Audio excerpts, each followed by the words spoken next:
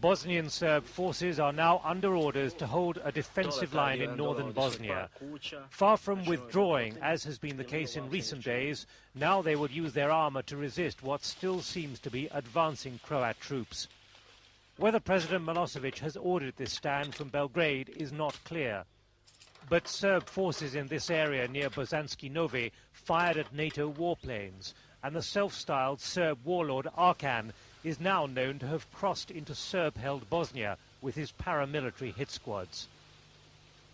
Bosanski Novi, for example, has been under heavy Croat shelling, but Serb forces are still in the town 30 miles west of Banja Luka and are not withdrawing.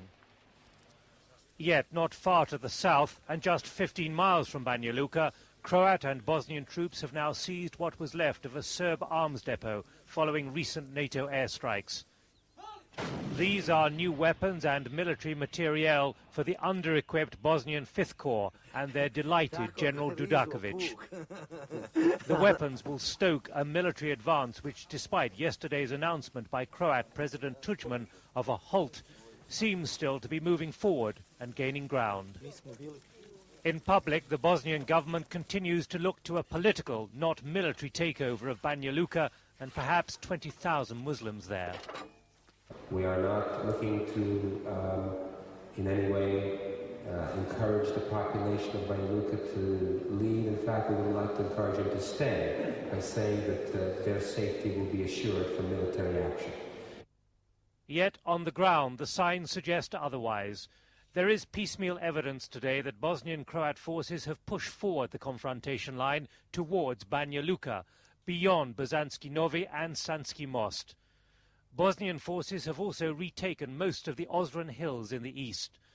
More significant, Croat artillery has been firing from Croatia across the Sava River, and special forces have infiltrated Serb areas around Bosanska Dubica and further east too. Serb forces in Bosanska Dubica say Croat guns have been shelling the town for days to open up a northern front and weaken Serb resistance here. 20 civilians were killed in the town. This is the evidence of the Croat Special Forces operation by a squad known as the Black Mambas, along with pictures of their bodies too mutilated to broadcast. If or when the Bosnian Croat Federation takes control of towns like this, there are signs that bitter internal federation disputes will then result. We now know that yesterday's meeting in Zagreb between Presidents Tudjman and Izetbegovic was dominated by furious argument. It was not over American envoy Richard Holbrooke's efforts to make peace with Serbia. It was over who between the Croats and Bosnians will control what. There will be some conflicts even between the allies who are now marching rather triumphantly toward Banja Luka. Well, all this tension indicates that there is no harmony between the allies. The Bosnian Croat Federation Agreement, signed in Washington 18 months ago under intense American political pressure, was always going to be a temporary marriage of convenience, fragile at best, unlikely to last in the long term, as those involved realized at the time. I think the Bosnian fear is that at the end of the day, Croatia is going to succeed in Bosnia where Serbia has failed dismally. Would you agree with that assessment? I think there is quite a lot to that. I think in the best light, the government in Sarajevo, which in many ways is already being surpassed by the Federation, is going to end up as a satellite of the Croatian government in Zagreb.